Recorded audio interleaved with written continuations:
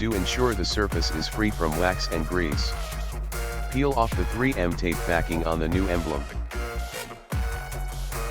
Position the emblem based on the 3 star legs and press firmly onto the stock steering wheel star logo.